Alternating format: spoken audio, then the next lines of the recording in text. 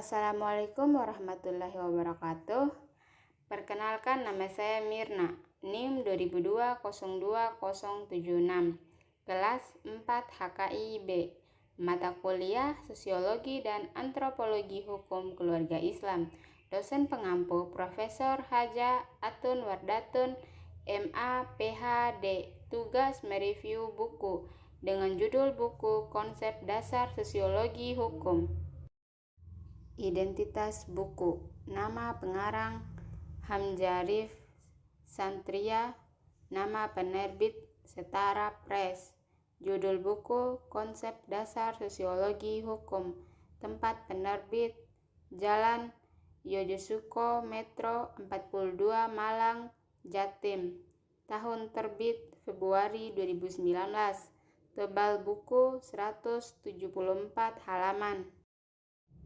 Antaran ide dasar penulisan buku ini adalah untuk memenuhi kebutuhan referensi di bidang sosiologi hukum yang merupakan salah satu mata kuliah yang secara umum diajarkan di Fakultas Hukum atau Sekolah Hukum di berbagai jenjang baik S1, S2, dan S3.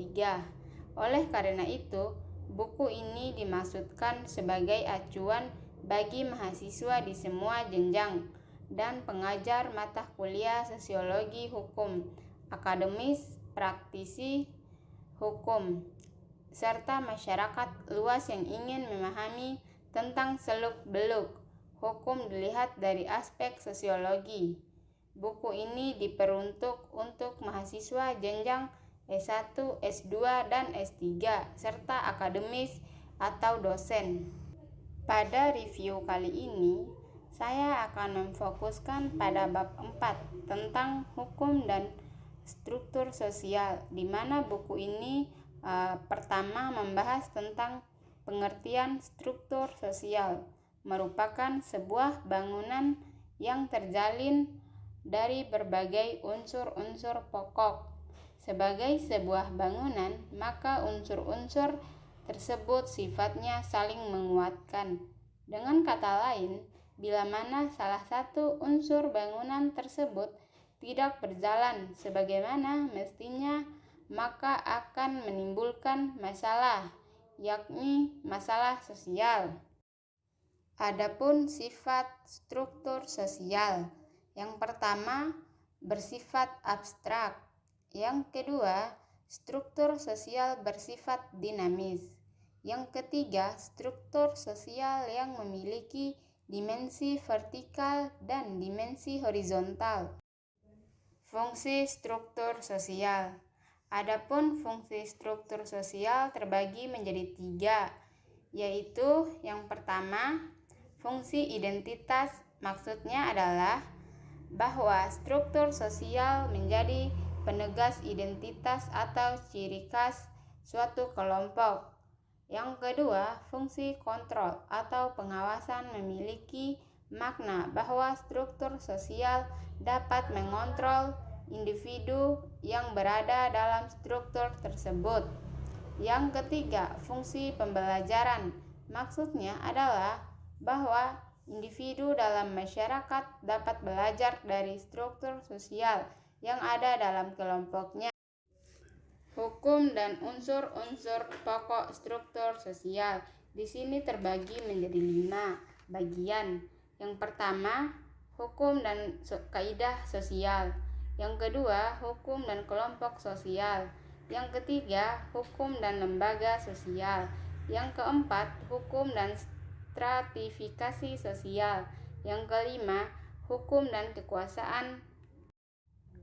Kesimpulan adalah sebuah ungkapan yang menggambarkan betapa hukum selalu bertatih-tatih di belakang realitas sosial. Kesengajaan antara hukum dan peristiwa-peristiwa sosial akan menyebabkan hukum kehilangan kewibawaannya. Oleh karena itu, harus menyesuaikan diri terhadap setiap perubahan sosial yang ada. Topik tersebut merupakan salah satu pokok bahasan yang diuraikan dalam buku konsep dasar sosiologi hukum ini. Di samping topik tersebut, di buku ini juga menguraikan beberapa hal pokok lainnya menjadi concern pada setiap diskusi hukum. Dilihat dari perspektif sosiologi, di mana secara keseluruhan dikemas dalam 10 pokok bahasa, yakni pendahuluan, aliran dalam sosiologi hukum, kaidah non-hukum, hukum dan struktur sosial, hukum dan perubahan sosial, hukum sebagai kenyataan sosial, fungsi dan tujuan hukum di dalam masyarakat, efektivitas hukum di dalam masyarakat, serta konflik dan penyelesaian. Komentar dan penilaian terhadap buku. Kualitas terhadap buku sosiologi ini adalah buku yang berjudul Konsep Dasar Sosiologi Hukum karangan Hamzarif Satria. Ini terdiri sebanyak 10 bab yang dimana menjelaskan betapa hukum selalu terlatih-tatih di belakang realitas sosial. Dalam buku ini, selain menjelaskan teori-teori tentang konsep dasar sosiologi hukum, penulis juga mencantumkan contoh-contoh sehingga pembaca dapat memahami isi dari teori-teori yang dibahas dalam buku ini. Akan tetapi, di samping itu, buku ini tidak sedikit menjelaskan teori menggunakan bahasa asing sehingga membuat pembaca lumayan sulit untuk memahami maksud dari kalimat tersebut. Ilmu yang saya dapatkan setelah mereview buku ini adalah pengertian struktur sosial sebagai kesatuan yang terdiri dari berbagai macam unsur pokok pembentuk masyarakat yang meliputi kaidah sosial, kelompok sosial, lembaga sosial, stratifikasi sosial, dan kekuasaan atau wewenang. Dan saya juga dapat mengetahui sifat struktur sosial. Yang pertama, bersifat abstrak. Yang kedua, struktur sosial bersifat dinamis. Yang ketiga, struktur sosial memiliki dimensi vertikal dan dimensi horizontal. Dan saya juga dapat mengetahui fungsi struktur sosial. Secara umum, struktur sosial memiliki 3 fungsi, yakni fungsi identitas, fungsi kontrol, dan fungsi pembelajaran.